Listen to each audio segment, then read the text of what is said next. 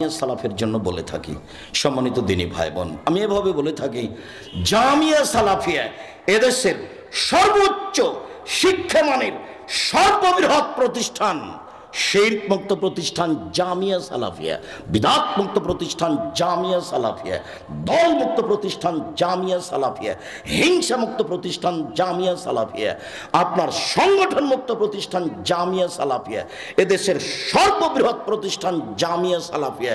মনে বড় সাদ, এই দেশের মাটিতে উন্নত মানের প্রতিষ্ঠান গড়বই গড়ব ইনশাআল্লাহ, যেখানে ছেলে মেয়ে বাংলা, ইংরেজি, আরবি উন্নত মানের শিক্ষা অর্জন করে জাতির অন্যায়ের বিরুদ্ধে লড়বে ইনশাআল্লাহ।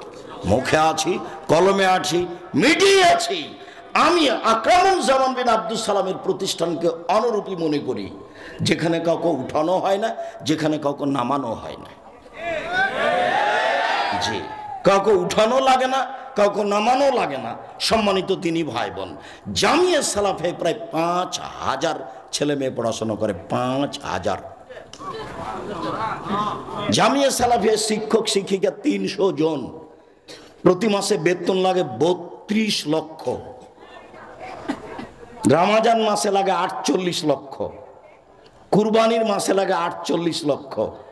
প্রত্যেক দিন বিকালে টিন মিস্ত্রি, রাজমিস্ত্রি, স্যানিটারি মিস্ত্রি যে কত, প্রায় ৪০,০০০ থেকে ৮০,০০০ থেকে লাখের মতো বিল লাগে প্রত্যেক দিন বিকালে।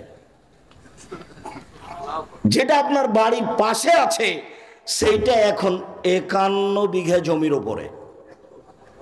আপনি গেছেন কিনা জানি না, যার একদিকটাই একদিক ৯ পয়েন্ট কম ১ কিলোমিটার।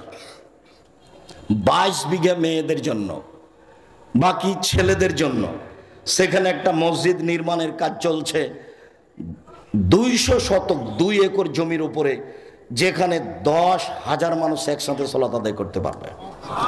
ইনশাল্লাহ একদিন হয়ে যাবে। আমি আপনি সাথে থাকি আর না থাকি, যদি না থাকি দিলে আমি ক্ষতিগ্রস্ত। সম্মানিত দিনী ভাই বোন, রাজশাহীটা প্রায় শেষের দিকে।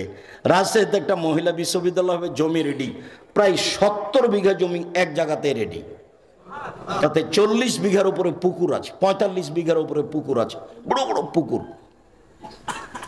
জামিয়া সালাফিয়া এদেশের সর্বোচ্চ সর্বপূর্ণ মানের দিক দিয়ে, শিক্ষার দিক দিয়ে সর্বোত্তম প্রতিষ্ঠান, যেখানে দেশের শিক্ষক আছেন, বিদেশের শিক্ষক আছেন, ইন্ডিয়ান শিক্ষক আছেন ৫ জন। মদিনা বিশ্ববিদ্যালয়ের সাবেক ডক্টর জায়েদ আল জোহানি, যিনি সরাসরি আকরামুজ্জামান বিন আব্দুস সালামের শিক্ষক, তার সাথে তার অনেক ঘনিষ্ঠ সম্পর্ক।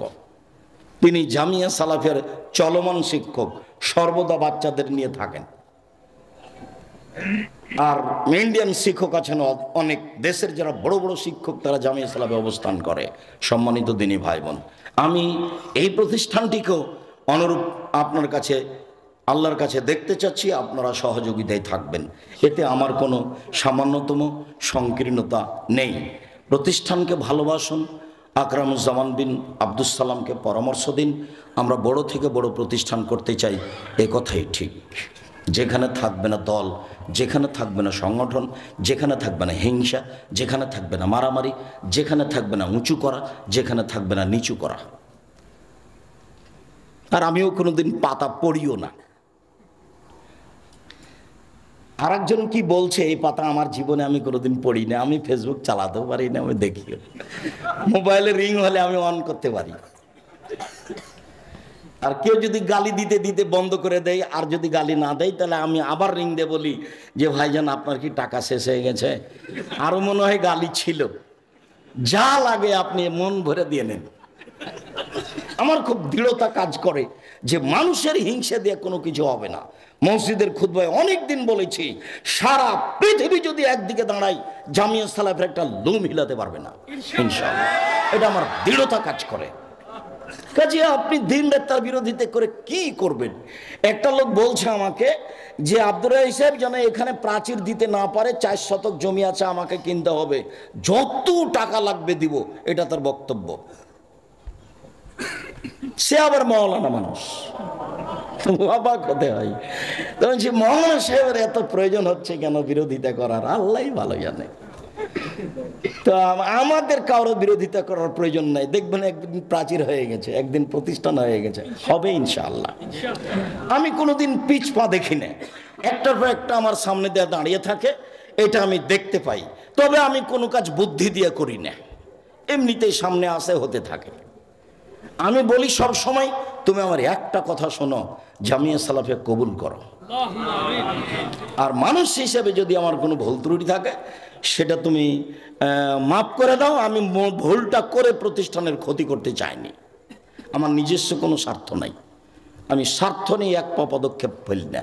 আমার দাদা বলেছিল যে আমার বাপ ভাগ্য নিয়ে এসেছে, অতএব আরেকজনকে তাকে আহার জোগাতে হবে, এটা প্রয়োজন নাই। আমার বাপ বলেছেন যে আমার ছেলেরা ভাগ্য নিয়ে এসেছে, আমাকে তাদের আহার জোগাতে হবে, এটার প্রয়োজন নাই। আমিও বলেছি আব্দুল্লাহ, আব্দুর রহমান, আব্দুর রহিম ভাগ্য নিয়ে এসেছে, তাদের জন্য আমাকে আহার জোগাতে হবে, এটা প্রয়োজন নাই। আল্লাহ ব্যবস্থা করবে, ভাগ্য নিয়েই তারা এসেছে। সম্মানিত দিনী ভাই বোন, আমি দৃঢ়তার ঘাটতি বলে আমি বুঝতে পারি না, তবে আমি মানুষ, ভুল ত্রুটি থাকতে পারে, এটাই স্বাভাবিক। সম্মানিত দিনী ভাই বোন, কথার এই পর্যায়ে এসে আবার সবাকে বৈঠকি দানে অংশগ্রহণ করার জন্য অনুরোধ জানালাম। যদি আপনি ভুলবশত না দিয়ে থাকেন, অবশ্যই যাওয়ার সময় এই বৈঠকি দানে অংশগ্রহণ করবেন, 10 টাকা হলেও। বুঝতে পারেন না আপনি এইসব সঠিক আকীদার প্রতিষ্ঠানের 10 টাকার কত দাম। আমি বলেছি, অতীতালয়ের মহিলা যদি কুকুরকে পানি পান করে জান্নাত পেতে পারে, অতীতালয়ের মহিলা যদি কুকুরকে পানি পান করে জান্নাত পেতে পারে, তাহলে এই হিংসা মুক্ত প্রতিষ্ঠানে 10 টাকা দান করলে সে জান্নাত পাবে ইনশাআল্লাহ। এই কথাই আমি বলি এবং এটাই আমার দৃঢ়তা কোরআন হাদিসের ওপরে। যারা মানুষের বিরুদ্ধে কথা বলে, হিংসামূলক কাজ করে, পিছনে সব সময় লেগেই থাকে, তো তারা যদি চলতে পারে, আমরা কারোর পিছনে লেগে চলতে পারবো না, মানে সবার চেয়ে ভালো চলবো ইনশাআল্লাহ। আপনি তার বাস্তবে দেখতে পাচ্ছেন, কিছু করা লাগবে না, খালি আপনি আল্লাহকে বলেন, উনি সর্বশক্তিমান, সব কিছু করতে পারেন। আর যারা এইভাবে খালেস অন্তরে দিনের কাজ করছে, তাদের সাথে সাথ দেন। এই কারণে আমি আকরামুজ্জামান বিন আব্দুস সালামকে অনেক ভালোবাসি। আর তারা একটা ভালো পরিবারের মানুষ, তারা ভাইয়েরা সবাই কোরআন হাদিস ভালো বুঝেন, আমি যেভাবে অবগত। সম্মানিত দিনী ভাই বোন, মানুষের বদনাম, মানুষের সাথে জড়িত পাপ, বড় পাপগুলি 2 ভাগে বিভক্ত। একগুলো আল্লাহর সাথে জড়িত, একগুলো মানুষের সাথে জড়িত। যেটা আল্লাহর সাথে জড়িত পাপ,